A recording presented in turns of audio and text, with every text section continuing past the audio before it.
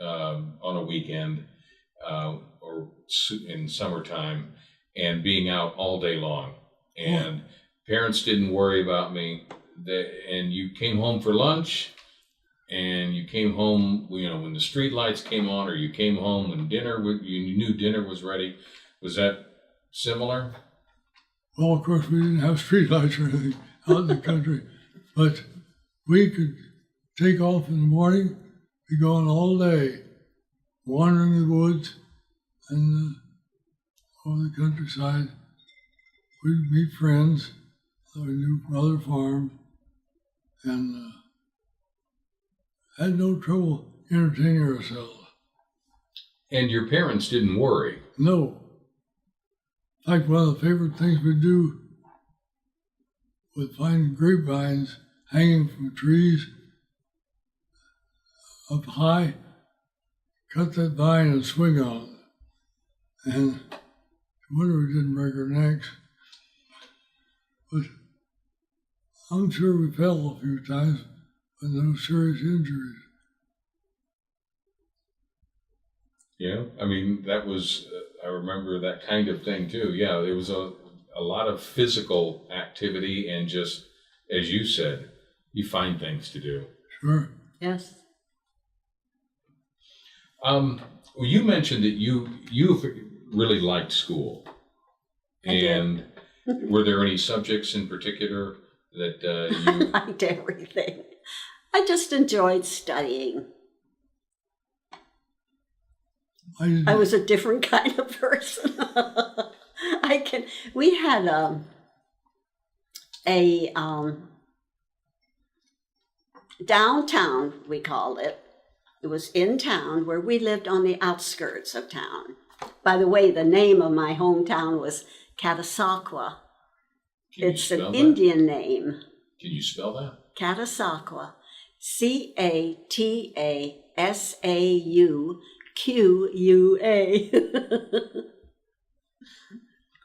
It means still water, doesn't it? I don't remember, but there is an Indian translation. I thought it was dry land. No. But it's not dry. I really don't remember. And did you enjoy school? Really, it was a different situation for me. Being a farm boy, we had to get up at 4 o'clock in the morning to help milk the cows before we had breakfast and go to school. And get home at night, you had the chores again. And as a result, my homework suffered badly.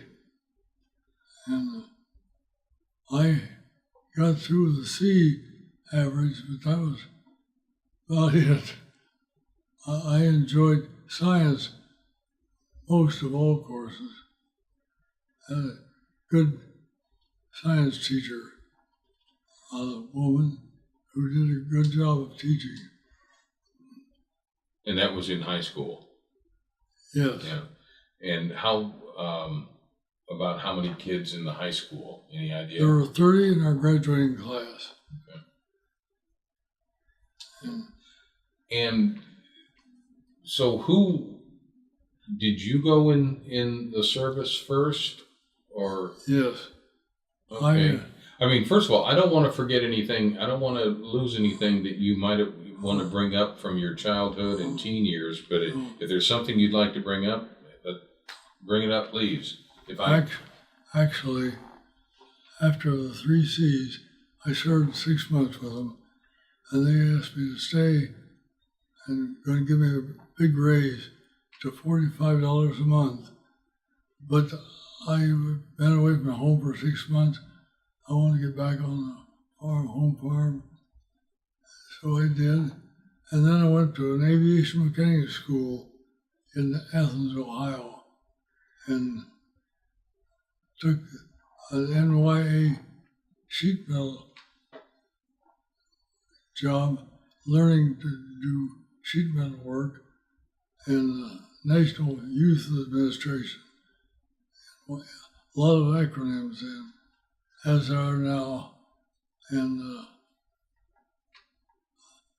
I finished that school in 6 months and was offered a job by Glenn L. Martin Bomber Company in Baltimore, Maryland. They were building the Martin Marauder bomber, and I worked there for maybe four and a half months, and decided I didn't like working in a factory, and had an opportunity to take the test for the Aviation Cadet Corps. So I took it and passed it okay, and signed up. So when would that put us? Would that put us somewhere near the end of 42 or into 43, or where would that, when you enlisted? In 41. Well, you were in the Conservation Corps in 41 for 6 months. You're right. It would have been 42. 42, okay. Yeah. Okay. And then, of course, I was sent to Santa Ana, California for pre-flight and basic training. That was a huge base then. And from there, I went to Hemet, California for primary flight training, where I flew the Ryan PT-22 low-wing monoplane. It was on Ryan Field in Hemet, and kind of like a country club, really, because going to flying school before the war was an expensive proposition.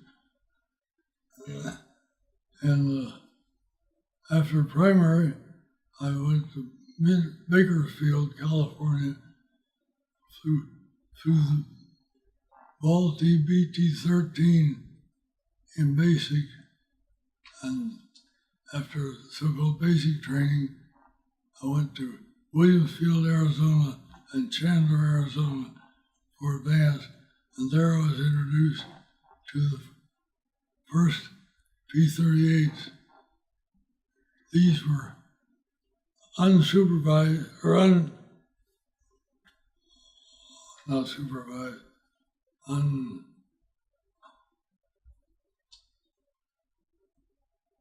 now the word won't come to me. Well, they put pressure on the engine, forced air and gas. I'm not sure. Compressed. Was the P-38, was that the Lightning? Yes. And the first ones they gave to England to help them, and they didn't like them because it didn't have enough power. And they returned them. We used them for trainers. And then Did you enjoy flying? loved it. It's interesting, I don't enjoy an air show because even the best pilots can run into mechanical trouble and kill themselves.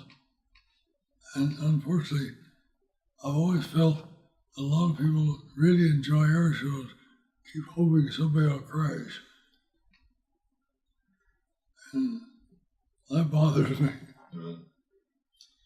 Now, Marion, when did you go in the service? Were you in the service around this same time or not? No, later, because I didn't finish nursing school until August of 1944. And then I had to get my state boards taken, and they're only given in certain periods of the year. If I recall, I just don't remember when they were given that time, but I took the state boards, and then I was commissioned second lieutenant on January 15th, 1945. There were 4 of us girls in my graduating class in nursing school that just couldn't wait to graduate so we could get in the nurse corps. We just could not wait to get in. And because that was all that was going on in the world at that time. And we wanted to become a part of it. And that was just joining the Army Nurse Corps. Was that all part of the patriotic fervor? I suppose you would call it that. It was the thing to do as far as we were concerned. Also, Marion, that's where all the young men were, most of them, wasn't it? What did you say? See, that's where most of the young men were, too. Yep, that's right. That's where all the men were. He's right. He's got a good point. And did you join because of you felt it was the right thing to do? Me? Mm-hmm. Well, I guess I wanted to be involved, but I always wanted to fly. So this looked like a marvelous opportunity, and it was, to learn to fly. Now, how are the planes? Now they're so complicated. But how were they? Let's say the P-38. How was that to fly? it was, to me, it was easy to fly. They had some bad reputation, which weren't justified, because the horizontal tail vertical stabilizer, people said you would hit it if you had to be allowed. Well, you might, but you also would hit the vertical or horizontal stabilizer on a regular airplane if you were going the right speed. So it was no different in that respect. And the P-38 would pick up speed so quickly in a dive that it hit compressibility, and it scared a lot of people badly. I only hit it once, just briefly. And what is compressibility? When the air starts, plane is moving fast as the speed of sound, and you're going ahead of your sound. And Talking about moving faster than the speed of sound, may I get in on this? Just the other day, it's the funniest story I've heard in a long time. D-Day was just Sunday or Saturday. And of course, there was a lot of talk around the residence here when we get together for the meals. Anyway, this one man was in the ground forces this is during the Battle of the Bulge. He was a member of the ground forces, and he said, one day, he said, we saw this go, swoo! And he said, we turned around and said, what the hell was that? And it was P-38s coming in. So they must have swooped pretty well. I thought that was funny. we had an advantage in that we had four firing 50 caliber machine guns in the nose, plus a 20 millimeter cannon. And these all fired straight ahead. As a result, we could start shooting at a target long ways off, further away than a regular airplane where they had converging fire. Okay, so yeah, you were at a distinct advantage there because you could start firing at them before they were in range. Yes, a great distance. John, would you like the back of your chair up straighter? There, that's better. Okay. I would like to have a drink of water too. Oh, sure. I can. Thank you. Can't talk. Well, where do we want to go in terms of military service? Because you're both in. I don't care who. Doesn't matter who goes first.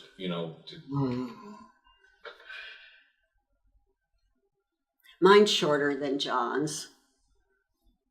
Then we'll wait for John to Okay. wet his whistle and. When did you get in the service? I forget. Thank you, Judy. What year? 44?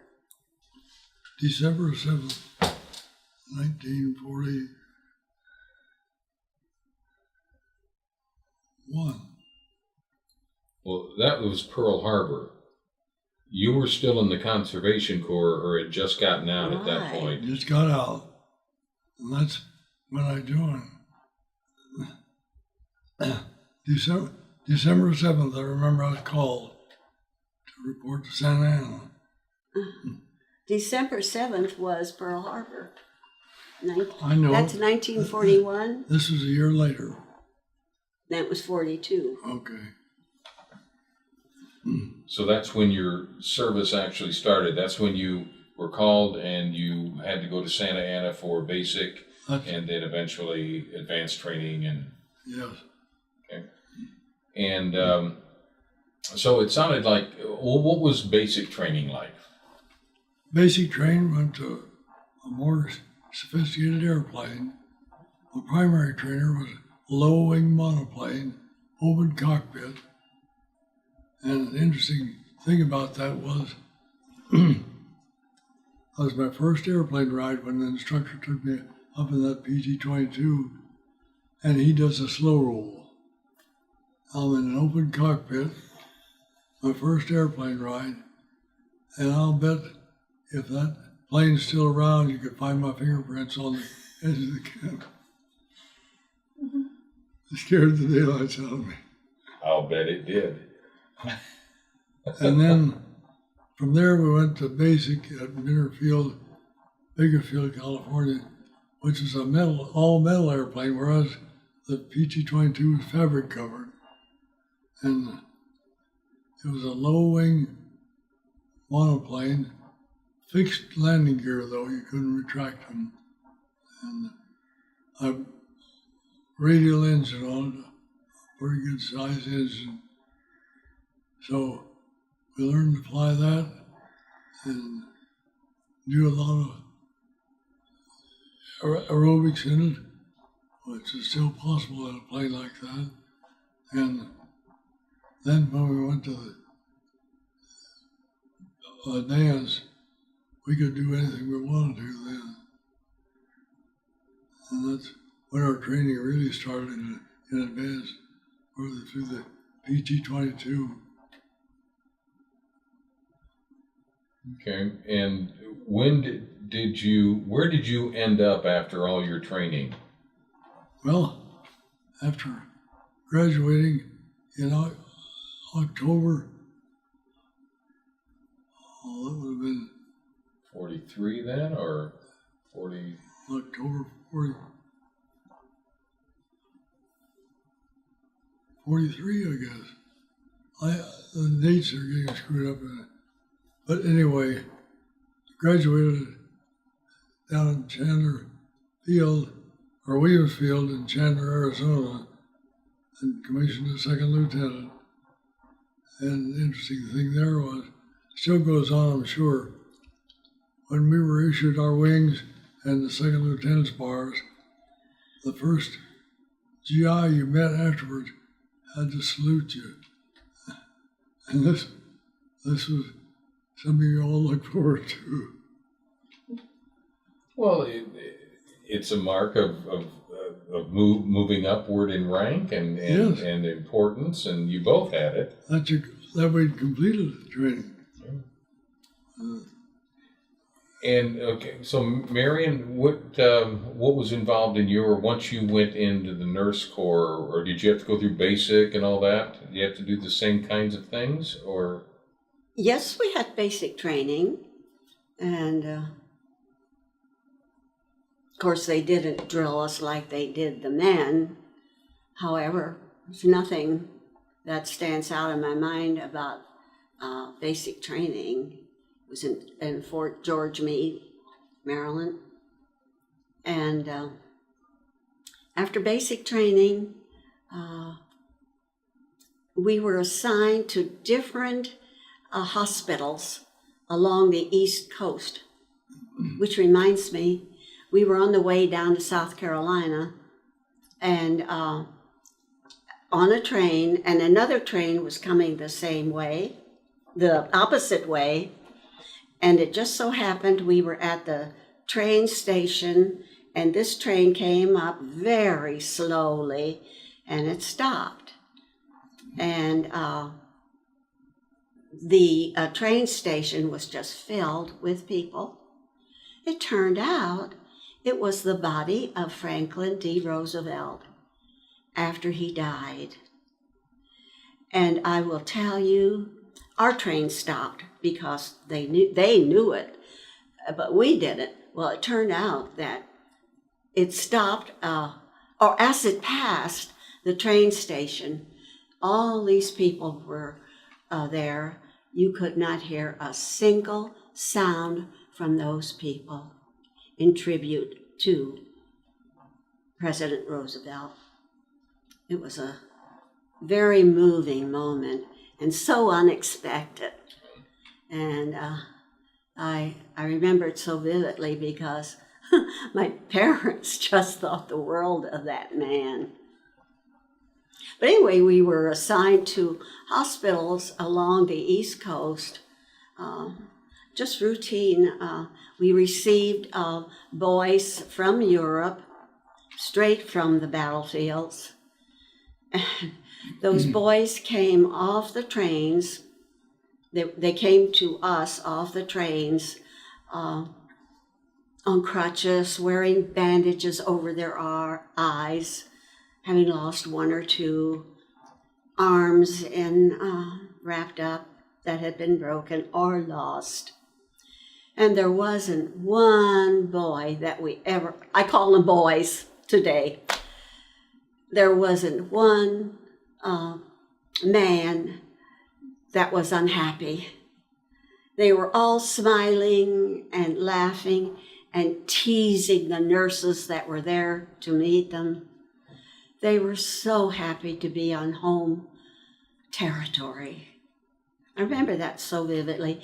And as our patients, they were very happy. You never saw anybody moody or sad, regardless of what problem they had medically. And boy, I can tell you some of them were really, really bad.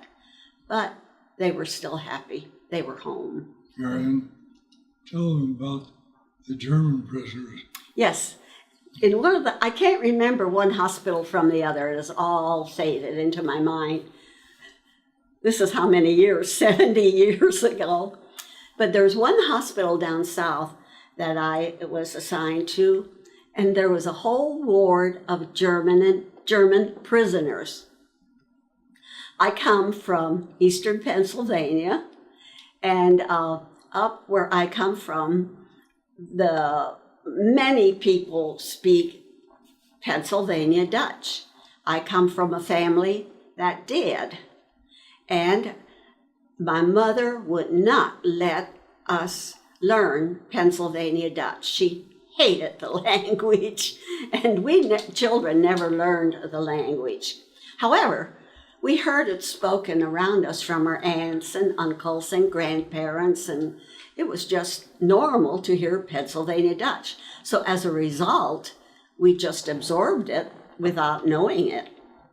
Anyway, these German soldiers were on this one ward, and